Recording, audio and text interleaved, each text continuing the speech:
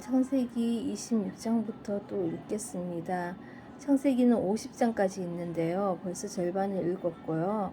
이제는 창세기 끝까지 읽도록 하겠습니다.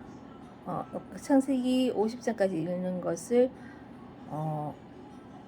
꼭 이루어 보겠습니다.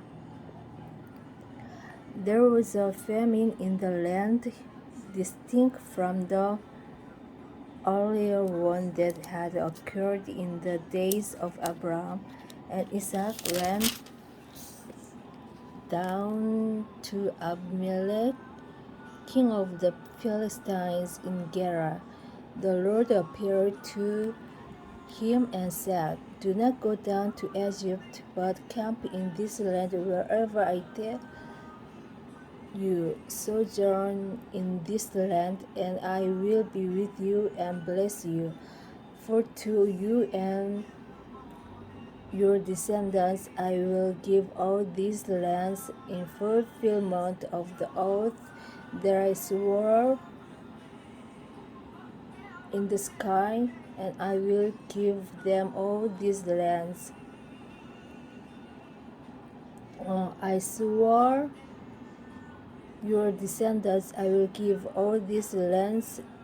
I swore to your father Abraham, I will make your descendants as numerous as the stars in the sky, and I will give them all these lands, and in your descendants all the nations of the earth will find blessing. This because Abraham obeyed me, keeping my mandate, my commandments, my ordinances, and my instructions." So Isaac settled in Gerar. When the man of the place asked questions about his wife, he answered, "She is my sister." He was afraid that if he called her his wife, the man of the place would kill him on account of Rebekah, since she was beautiful. But when they had been there for a long time, Abimelech, king of the Philistines, looked out of a window and saw Isaac fondling his wife Rebekah. He called for Isaac and said, "She must certainly be your wife. How could you have said she is my sister?" Isaac replied, "I thought I might lose my life on her account." "How could you have done this to us?" exclaimed Abimelech. "It would have taken very little for one of the people to lie with your wife, and so you would have brought guilt upon us." Abimelech then commanded all the people, "Anyone who maltreats this man or his wife shall be put to death." Isaac sowed a crop in that region and reaped 100-fold the same year.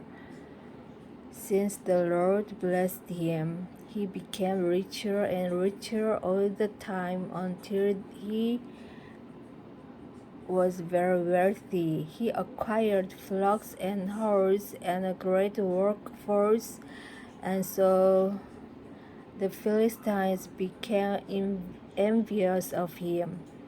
The Philistines had stocked up and filled with dirt all the wells that his father's servants had dug back in the days of his father Abraham. So Abimelech said to Isaac, "Go away from us. You have become far too numerous for us. Isaac left there and camped in the Wadi Gera, where he stayed. Re- Isaac reopened the wells which his father's servants had dug back in the days of his father Abimelech, and which the Philistines had stopped up after Abraham's death. He gave them names like those that his father had given them. But when Isaac's servants dug in the wadi and reached spring water in their well, the shepherds of Gerar argued with Isaac's shepherds, saying, "The water belongs to us." So he named the well Esek, because they had quarreled there. Then they dug another well, and they argued over that one too. So he named it Sidna. So he moved on from there and dug still another well, but over this one they did not argue. He named it Rehoboth, and said, "Because the Lord has now given us ample room, we shall flourish in the land." From there Isaac went up to Beersheba. The same night the Lord appeared to him and said, "I am the God of Abraham your father. Do not fear, for I am with you. I will bless you and multiply your descendants for the sake of Abraham my servant." So Isaac built an altar there and invoked the Lord by name. After he had pitched his tent there, Isaac's servants began to dig a well nearby.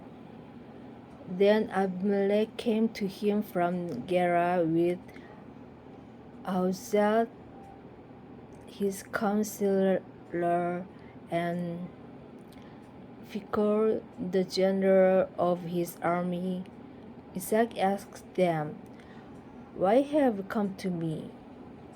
Since you hate me and have driven me away from you?"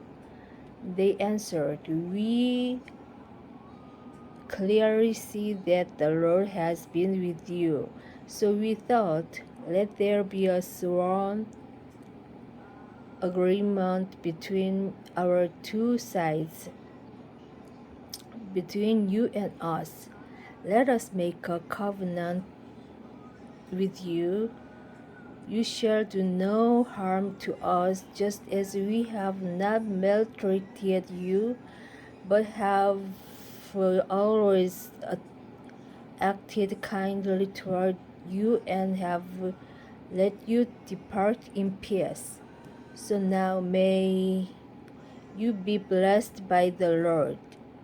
Isaac then made a feast for them, and they ate and drank. Early the next morning they exchanged oaths. Then Isaac sent them on their way, and they departed from him in peace. The same day Isaac's servants came and informed him about the well they had been digging. They told him, "We have reached water." He called it Sheba.